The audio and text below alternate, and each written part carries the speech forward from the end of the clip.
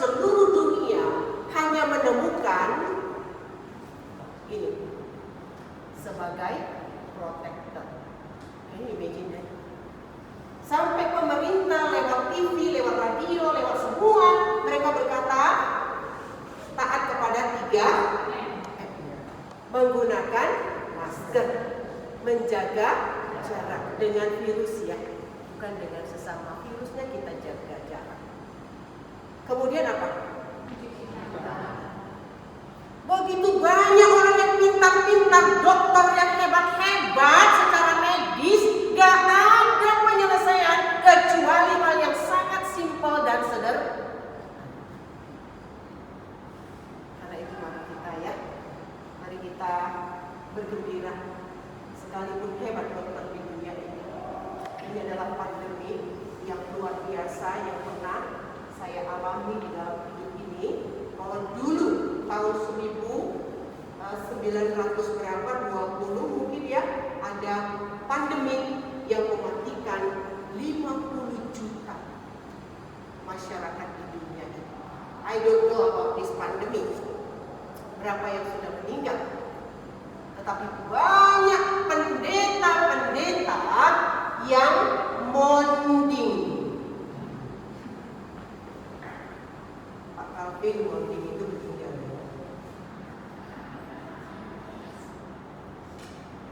It's because of COVID. Jadi COVID itu ada, bukan tidak ada.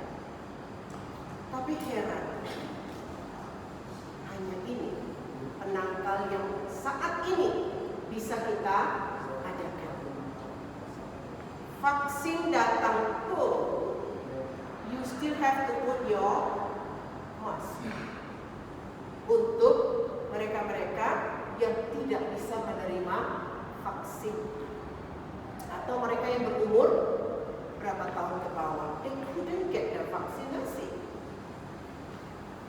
Ini memang new normal. Tapi kita bersyukur, tibanya COVID-19, Tuhan sudah menyediakan teknologi. Ibu Roska secara pribadi bersyukur sekali. Sebelum pandemi, Ibu sudah biasa yang namanya pertemuan lewat Zoom. 1 tahun sebelum pandemi. Oleh karena itu, ketika pandemi harus menyetop orang beribadah, melakukan pekerjaan secara fisik di stop, langsung kita masuk kepada online ministry. Semua pelayanan ibu di Tanah Batak untuk mengajar anak-anak bahasa Inggris semua dirubah menjadi online, dan itu sudah dipersiapkan berbulan-bulan sebelum pandemi. Heran sekali. Ibu Roska juga heran. Kenapa lah ya kita harus menciptakan video untuk ngajar Inggris di Tanah Batak? Kan kita masuk ke sekolah-sekolah. Kenapa kita harus produksi video? Kenapa kita harus produksi cara mengajar? Kenapa kita harus produksi semua ini? Bingung, ibu pun bingung. Sampai pandemi datang mendarat. Wow, amazing, just in time. Inggris masih mendidik anak-anak di Tanah Batak, bukan hanya di Tanah Batak, wow, luar biasa. Dari Sabang sampai Papua. Dan kita mengadakannya itu sekarang secara gratis di masa pandemi, supaya anak-anak tetap belajar bahasa Inggris. Amazing. Ibu Roska bersyukur banget, aduh Tuhan, terima kasih. Kenapa lah sebelum pandemi Ibu sudah tahu berzoom ya, bagaimana menggunakan Zoom, bagaimana ini dan itu. Rupanya untuk masa pandemi ini. Jadi Gospel Life for Indonesia, kita mengadakan malam evangelisasi setiap Selasa malam jam 7 1 bulan 1 kali minggu petang. Kemudian kita mengadakan kegiatan Bangsona Pinilit itu setiap minggu ketiga, tetap Selasa malam. Kemudian kita mengadakan Gaul Community untuk orang-orang muda setiap Sabtu jam 10 pagi. All done through Zoom.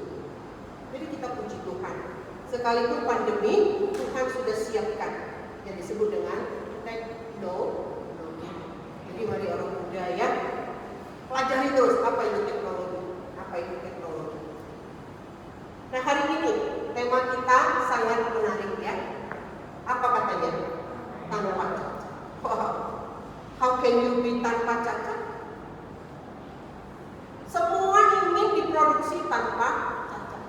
Termasuk Esko Tamaku memproduksi produksinya semaksimal mungkin tanpa cacat.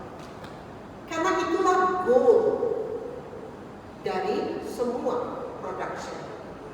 Mau menciptakan iPad, please ciptakan tanpa cacat. Handphone Samsung, please produce perfect handphone.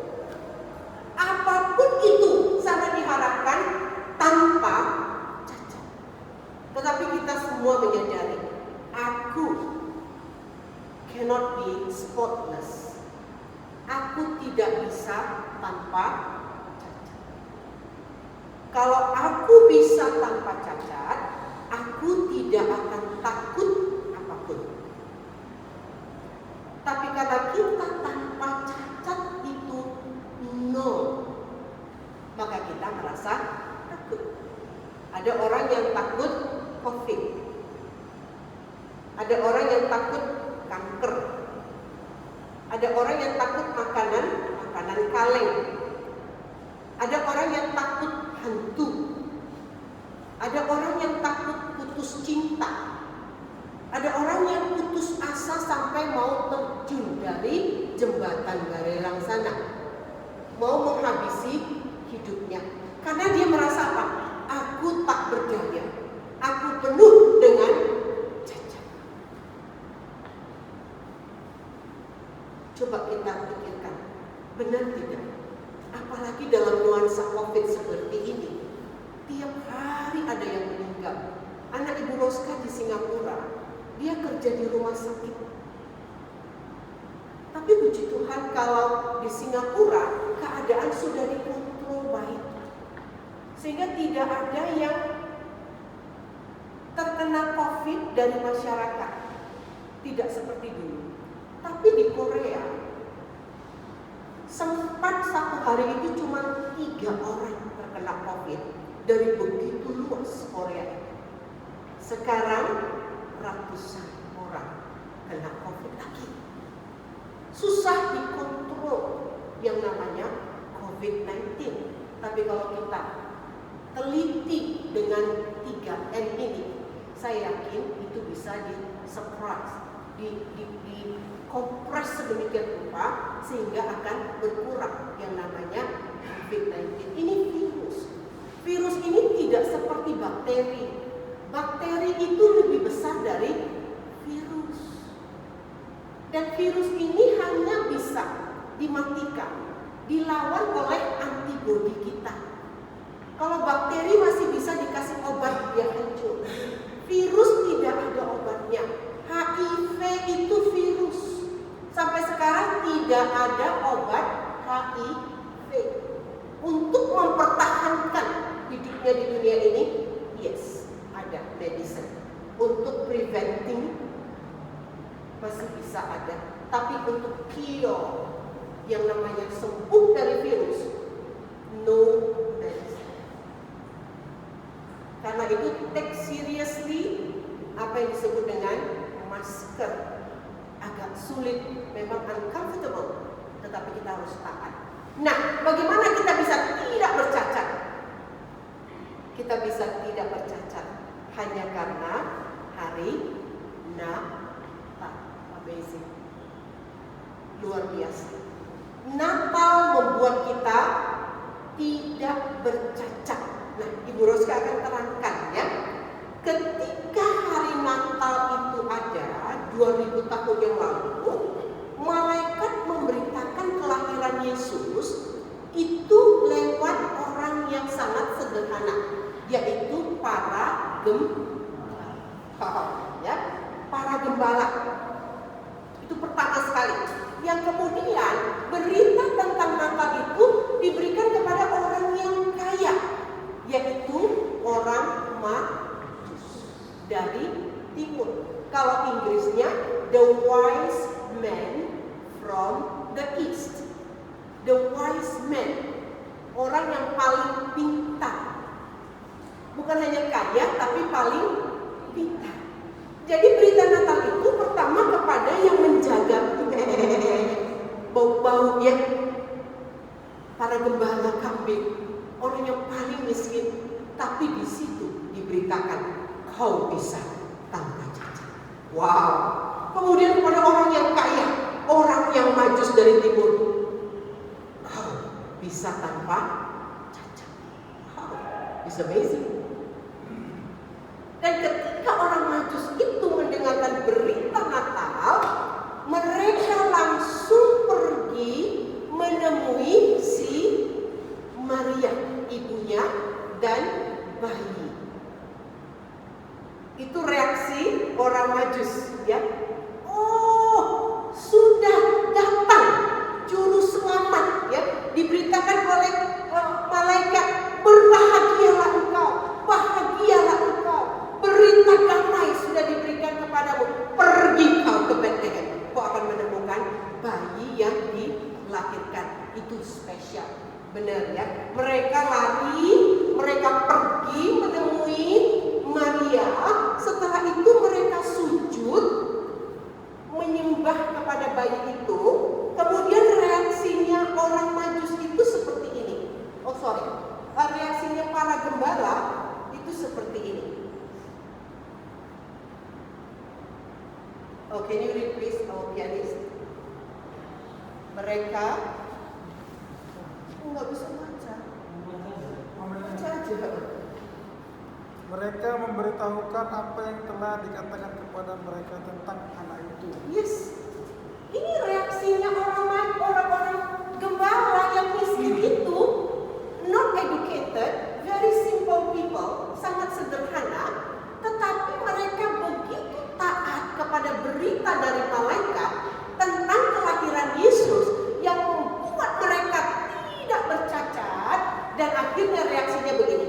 Mereka memberitahukan apa yang mereka lihat, apa yang mereka menerima berita dari malaikat. Jadi waktu sampai kepada Maria dan anaknya, oh, malaikat sudah memberitahukan kepada kami loh. Malaikat, senang kali mereka. Malaikat udah dibilangnya sama kami akan lahir ini di Bethlehem bayi. Ribut sekali para gembala ini. Pure heart, bersorak-sorai, mereka memberitahukan Yesus lahir, membuat aku tanpa cacat. Wow, amazing. Itu para gembala. Kalau si Maria gimana? Setelah Maria mendengarkan ocehannya si gembala, malaikat memberitahukan ke kami loh, kami lagi enak-enak loh jaga-jaga domba loh. Tiba-tiba kami lihat suara, kami lihat cahaya, dan mereka bilang, malaikat itu bilang, ada lahir bayi di Bethlehem. Bener-bener excited, very excited. Saya nggak tahu gimana ya kita staf karyawan Esko menyambut Natal. Are you excited? Para domba excited, gembalanya pun excited. Gembala pergi cari Yesus di Bethlehem, ikut semuanya ikut. Bahkan ada yang ketinggalan, katakan nggak peduli, yang penting aku bahagia, aku memberitakan kesukaan. Terus si Maria apa? Oh, mungkin Maria nggak terlalu bubur kali ya. Ini reaksi si Maria. Tetapi Maria menyimpan segala perkara itu di dalam hatinya dan merenungkan. This is how Mary reacted kepada kelahiran Yesus di dunia ini. I don't know how you react. Saya nggak tahu Coba kita lihat ya lebih dalam lagi. Sekarang orang Majus yang kaya. Ada di Matius 2 ayat 11. Coba buka ya. Matius 2 ayat 11. Dikatakan seperti ini. Maka masuklah mereka ke dalam rumah itu dan melihat anak itu bersama Maria ibunya, lalu sujud menyembah dia. Mereka pun membuka tempat harta bendanya dan mempersembahkan persembahan kepadanya, yaitu emas, kemenyan, dan mur. Ini orang Majus. Allah itu tidak perlu orang untuk memberitahukan kepada orang kaya bahwa Yesus sudah lahir yang membuat mereka tanpa cacat. Jadi jangan beranggap kita pendeta hamba Tuhan menginjil hebat kali ya, bahwa Tuhan akan pakai kita untuk membawa berita. No. Yesus lahir di dunia ini, yang memberitakan itu adalah malaikat.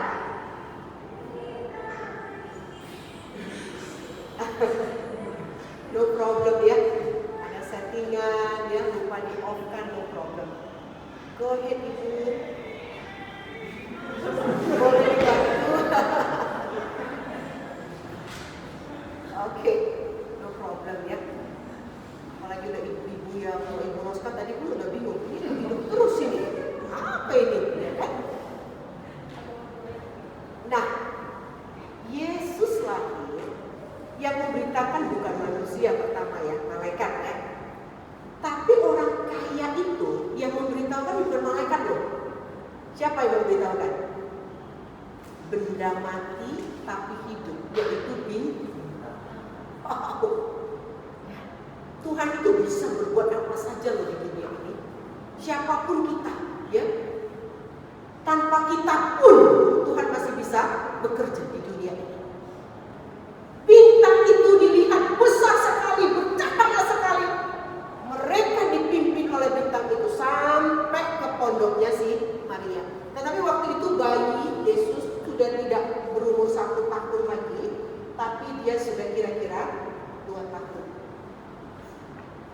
Kemudian mereka masuk ke dalam rumah itu dan melihat anak itu bersama Maria ibunya, lalu sujud menyembah.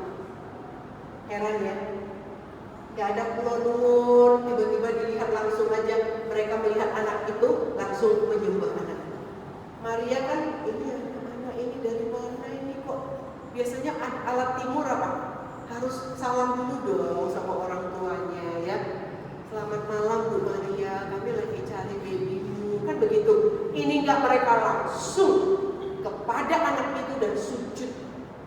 Coba perhatikan, ada nggak Yusuf di situ? Nggak ada ya. Melihat masuk ke dalam rumah itu dan melihat anak itu bersama Maria ibunya, no Joseph.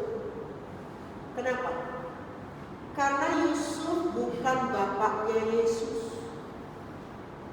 Perhatikan baik-baiknya. Kalau kalian baca Matius, Lukas tentang Yesus, selalu beritanya apa? Maria dan anaknya. Anak itu beserta ibunya. Selalu kalimatnya itu doang. Yusuf dia harkan terhadap suara malaikat, kau harus nikah ya sama si Maria. Karena dia sedang mengandung, dan dia mengandung dari Roh Kudus ya. Oke, Yusuf ambil aja dia jadi istrimu. Namakan dia nanti Yesus ya, karena dia yang akan menyelamatkan umatnya dari. Remember, Yusuf bukan ayah Yesus. Maria mengandung dari Roh Kudus. Yesus bapaknya adalah Bapa surga. Oke, perhatikan baik-baik. Tetapi secara jasmani, alright, Yusuf dikatakan orang tua dari si Yesus. But the real father of Jesus, not Joseph.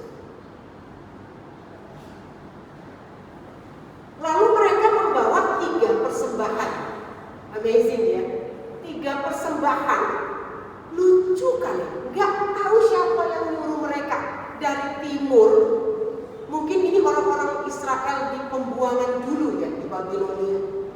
Mereka akhirnya menjadi orang-orang di sana dan Tuhan connect lagi kepada mereka untuk datang menyembah karena seorang raja telah lahir. 3 persembahan yang dibawa mereka. Yang pertama apa katanya di sini?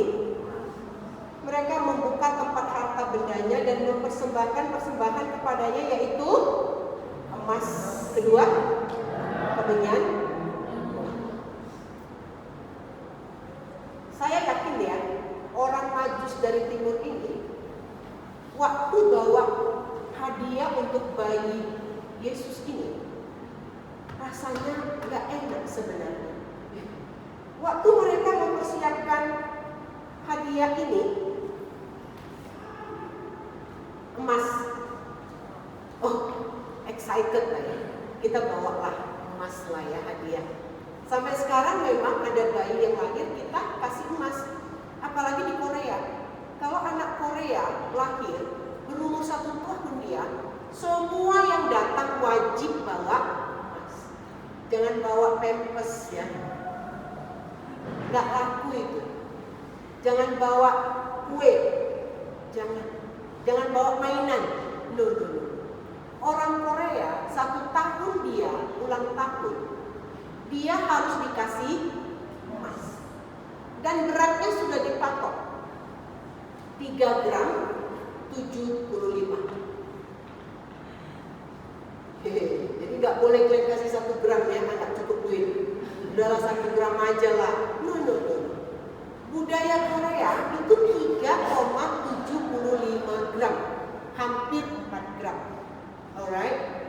Kalau orang Chinese juga begitu, boleh dikasih gelang, kalung, cincin ya, no problem.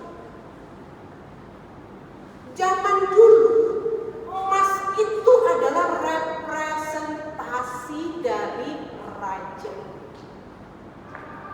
Emas itu lambang daripada kekuasaan raja.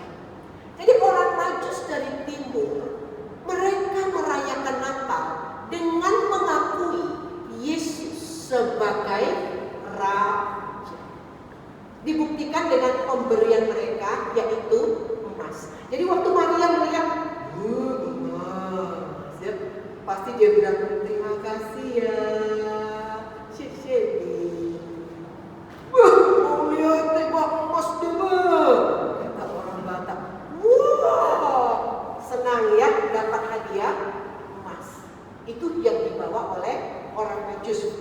Yang kedua apa hadiah orang Majus? Kemenyan. Kalian tahu nggak apa itu kemenyan? Kemenyan itu fungsinya hanya satu, hanya dibakar. Kemenyan pada zaman Timur Tengah dulu itu digunakan untuk sembahyang, untuk beribadah sebagai korban. Jadi waktu orang Majus bawa kemenyan, mereka pun nggak ngerti kok bawa kemenyan ya kami ya. Tapi kemenyan itu adalah lambang persembahan yang dibakar, yang aromanya terus setelah dibakar akan tinggi terus sampai ke langit, sampai ke Tuhan. Dan kemenyan itu kalau sudah dibakar, aromanya nggak bisa turun, dia akan terus terbang.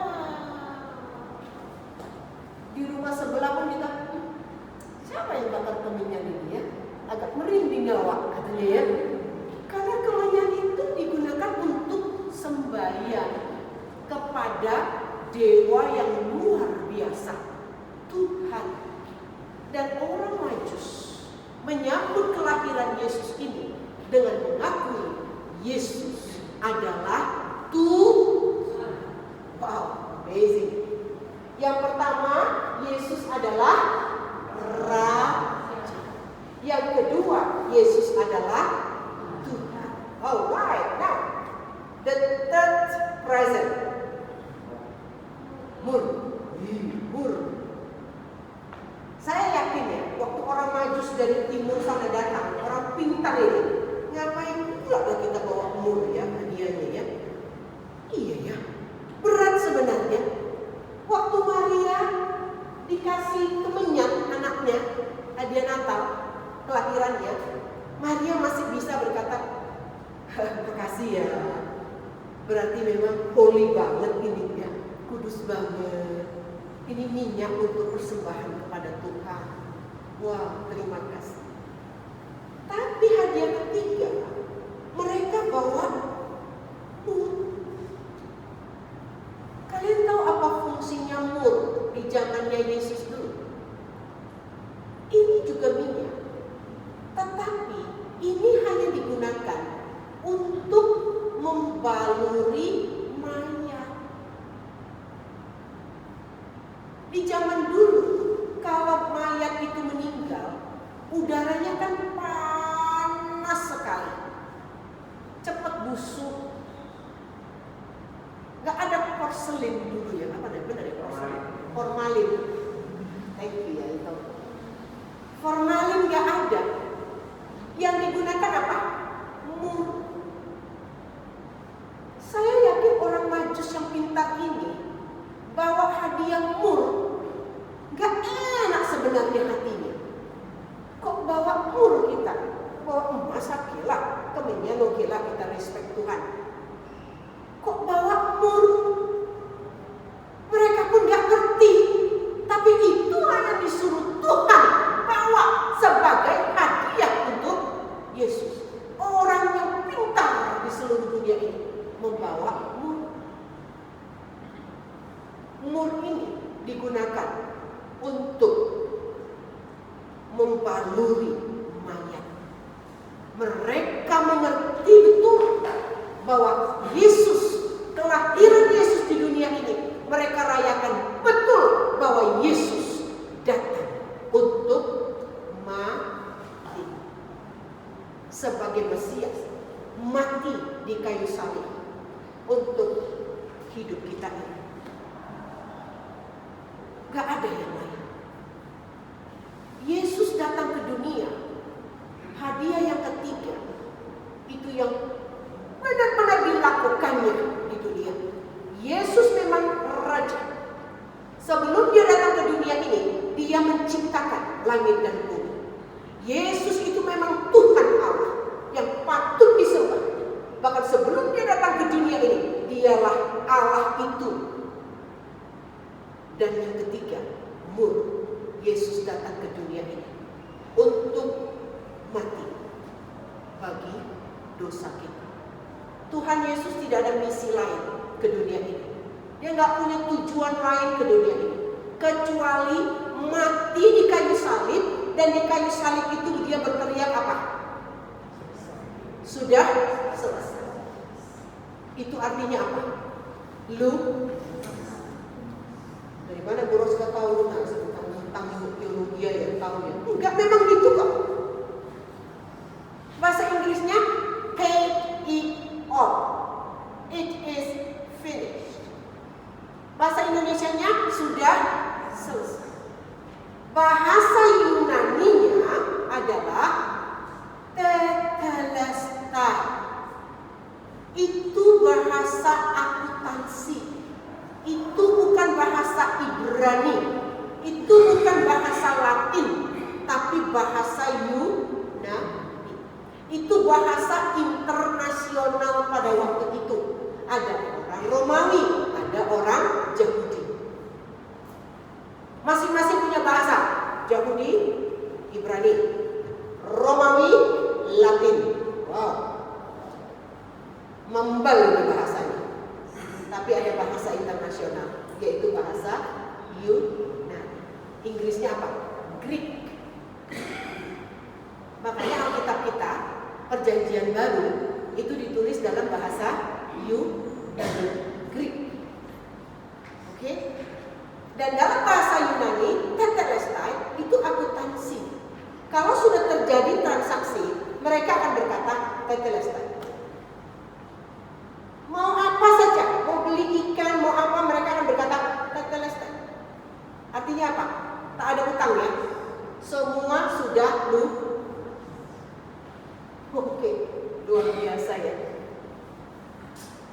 Yesus ke dunia ini hanya untuk membayar lunas dosa kita, cacatnya kita. Itu dia datang, dia bayar semua, dia bersihkan semuanya, dia rubah semuanya. Akhirnya aku tanpa cacat. Bagaimana kita bisa tanpa cacat? Setiap orang yang percaya kepadanya tidak, melainkan beroleh hidup yang. Orang yang bisa masuk hidup kekal adalah orang yang tanpa cacat. Kuncinya apa? Percaya. Tapi banyak orang tahu tidak mau percaya. Kau percaya Yesus? Percaya dong. Kalau kau kena COVID, kau kemana? Aku nggak tahu. Aku tengok nanti lah napasku yang terakhir. Lihatlah Tuhan mau bilang apa sama aku. Please, bukan begitu janji Yesus. Setiap orang yang percaya kepadaku tidak binasa, melainkan beroleh hidup yang kekal. Dan kita diperbaharui, terjadi metamorfose, diperbaharuinya kita, status kita berubah menjadi anak Tuhan Yesus. Kalau enak kali ya, hanya percaya aja orang Kristen ini katanya masuk surga. Sih tadi. Enak sama kau, tapi tidak enak sama Tuhan. Coba kalau kau bilang, enak kali waktu aku lahir di Mae ya. Diam kan? Mau mati mama, tahu kau. Mama mau mati melahirkan kita. Yesus mati melahirkan. Makanya selalu dikatakan kasih ibu sepanjang kasih Yesus kekal dan betul. Waktu kita lahir di dunia ini enak kali, nggak tahu apa-apa pun kita. Mama yang mengerjakan semuanya sampai lahir. Ada pun dokter kandungan hanya ngomong-ngomong aja dia. Oke bu, tarik nafas ya bu. Ada pun bidan hanya bilang apa dulu, sabar ya bu, kumpulkan tenaga ya bu. Siapa yang melahirkan kita sampai mau mati? Mama. Siapa yang bisa melahirkan kita secara rohani sampai Yesus mati? Hanya Yesus. Jadi kalau ada orang bilang enak kali orang Kristen ini ya, percaya aja masuk surga. Udah bisa lagi nanti tutup aku sana dah. Malam minggu udah bisa ganti-ganti pacaran dia gitu. Orang ke surganya bodoh kali.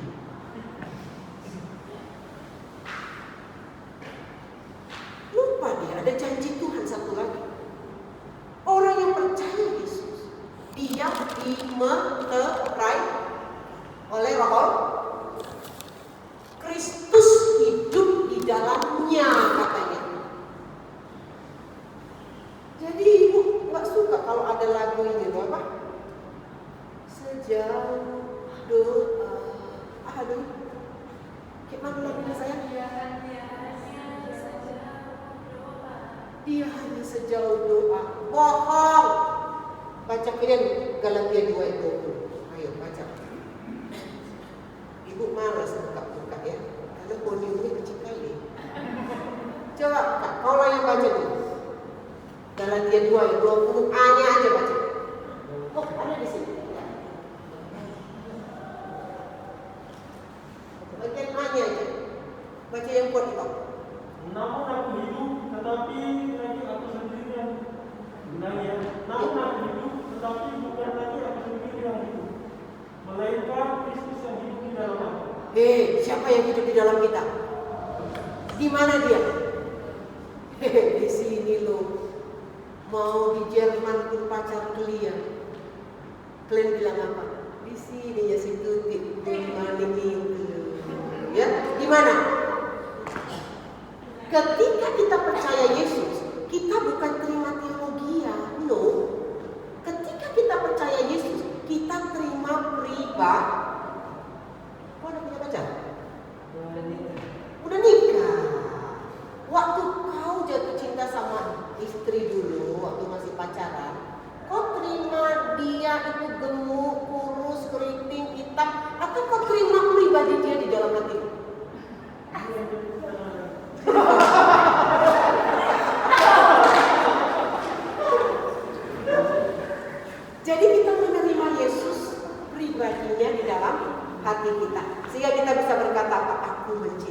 engkau Yesus, kau andalanku, kau batu karang yang teguh, kau segala-galanya dalam hidupku. Dia di mana? Di dalam.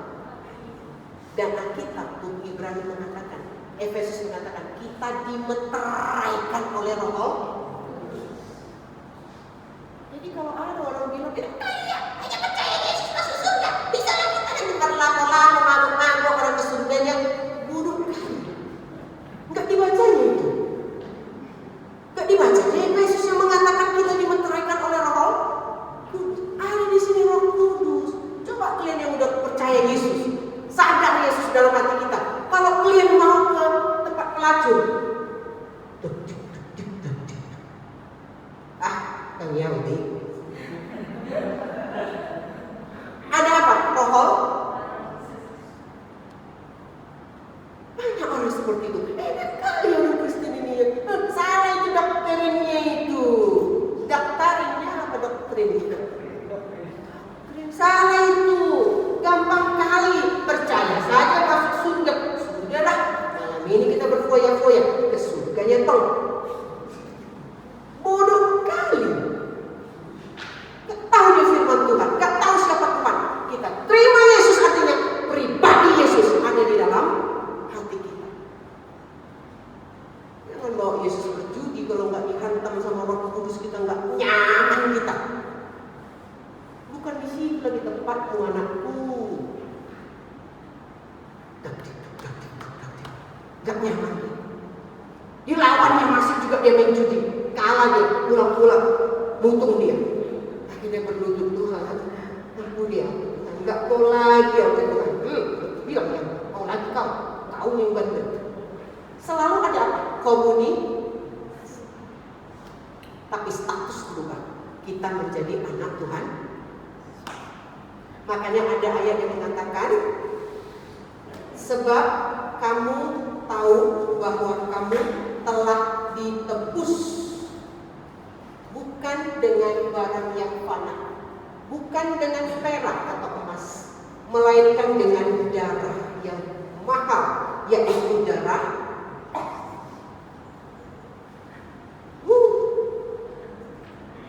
Jadi jangan asbun aja lah kita nyanyi, kau dibeli bukan dengan barang yang fana, ya, tanpa memahami. Ada lagi ayat yang paling seru, 1 Korintus 6 ayat 20. Nah, tahulah deh yang memunculkan deh. Nah, ini penting ini, 1 Korintus 6 ayat 20.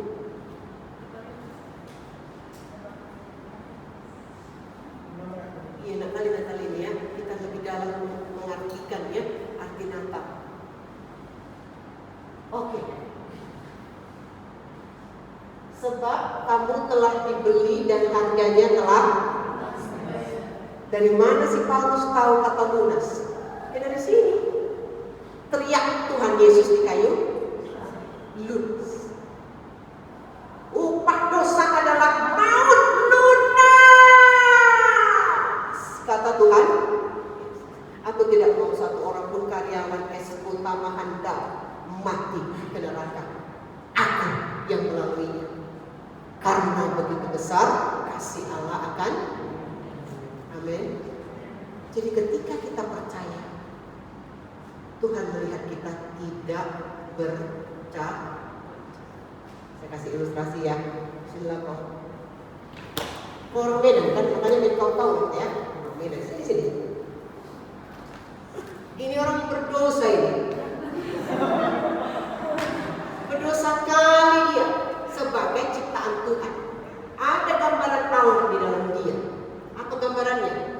Matanya, hidungnya, kakinya, Gambaran Allah di dalam dirinya adalah rohnya.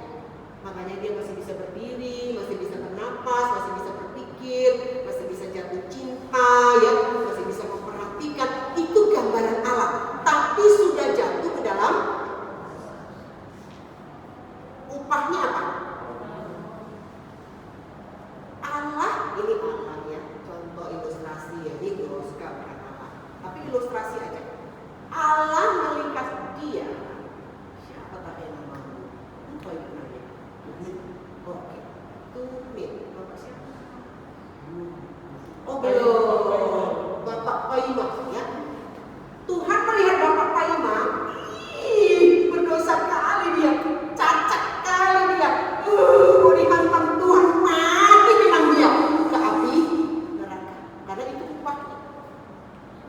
Tapi Yesus datang ke kawan Yesus. Ibu mau jelaskan sejelas-jelasnya ya kepada kita, supaya kita mengerti untuk apa Yesus datang ke dunia ini. Membuat kita tanpa ini Yesus di sini gua agak 1 meter ya protokol kesehatan. Oke, sini ngadep ke ibu aja. Dua-dua ngadep ya. Belakangnya aja dia bukan apa. Yesus datang ke dunia mati untuk amal Paimah, untuk kita semua. Dan dia percaya ya sama Yesus. Pengorbanannya melunasi dosamu, percaya. Nah, ini Allah melihat si amal Paimah itu nih, gak bisa. Kenapa? Karena ini tidak bercacat. Itu sangat bercacat. Tetapi Yesus sudah datang. Aku menjelma menjadi manusia untuk menyelesaikan dosa manusia. Dan dia mati di kayu salib. Dia mati di kayu salib untuk dia. Sekarang Allah melihat, amal Paimah ini sebenarnya salah dia. Enggak benar itu orang berdosa itu. Tetapi dibenarkan karena pernah lihat ayat Alkitab yang mengatakan Abraham dibenar, Ishak dibenarkan. Passive form. Dibenarkan artinya ada orang yang membenarkan salahnya dia, tapi akhirnya dibenarkan karena siapa? Sekarang meninggallah Bapak Paimah, ece ya, menghadaplah dia di hadapan Tuhan. Aku melihat dia tanpa, karena siapa? Dia dibenarkan karena percaya kepada. Oke, sekalipun masih hidup di dunia, Bapak Paimah dibenar status sebagai anak Allah. Aku orang berdosa, kata Bapak Paimah. Aku orang berdosa, tapi aku sudah ditebus dengan darahnya, dengan terima kasih ya, tepuk tangan untuk orang tua. Makanya Yesus dikatakan sebagai penebus. Oke, ingat-ingat kata penebus. Ditebus. Kalau ditebus artinya ingat nggak penggadaian? Ya, pernah nggak punya duit bawa emasnya ke penggadaian? Sering kali Bu. Adanya emasku, tapi di penggadaian. Itu emasku, tapi secara fisik tidak aku miliki. Itu sekarang dimiliki oleh penggadai karena aku pinjam uang penggadaian. Bagaimana supaya emas itu kembali ke aku? Begitulah hidup kita ini, diciptakan Tuhan seturut dengan gambar Allah. Tapi kita ada di penggadaian api. Yesus harus datang dan wow. Natal membuat aku, baca sama-sama, tanpa amin. Sekali lagi, Natal membuat aku amin. That is why I love Jesus so much. Aku sangat mencintai Tuhan Yesus. Tidak ada yang pernah melakukan seperti itu kecuali Yesus. Jadi kita bersyukur ya untuk 3 hadiah yang dibawa oleh orang pintar dari timur. Yang pertama apa? Kedua? 3? Yang pertama lambang apa? Yesus adalah Raja. Yang kedua? Tuhan. Yesus adalah Tuhan. Yang ketiga? Yesus mati untuk dosa manusia. Sekarang mari kita introspeksi diri kita. Do I believe in Jesus? Atau aku tahu Yesus? Kalau kita tahu Yesus, kita akan khawatir terus. Tapi kalau kita percaya Yesus, kita akan tidak merasa khawatir. Kalau kita tahu Allah kita ini, Tuhan kita ini, Juru Selamat kita, Pencipta langit dan bumi, maka tidak ada alasan kita khawatir dalam hidup. Tuhan memberkati kita. Mari kita berdoa. Bapak, terima kasih Engkau ingatkan kembali arti Natal yang sesungguhnya, bahwa Engkau Yesus, Engkau datang ke dunia ini, membuat kami yang cacat akhirnya tanpa cacat di mata-Mu. Engkau membenarkan kami karena kami percaya kepada Yesus. Biarlah semua yang ada di sini, saudara dan saudari hamba di sini, di Esko Tamahanda, biarlah kami masing-masing Tuhan mengakui Engkau, percaya sepenuhnya kepada pengorbanan Kristus di kayu salib. Dan Yesus berkata keras, Yesus menebus kami.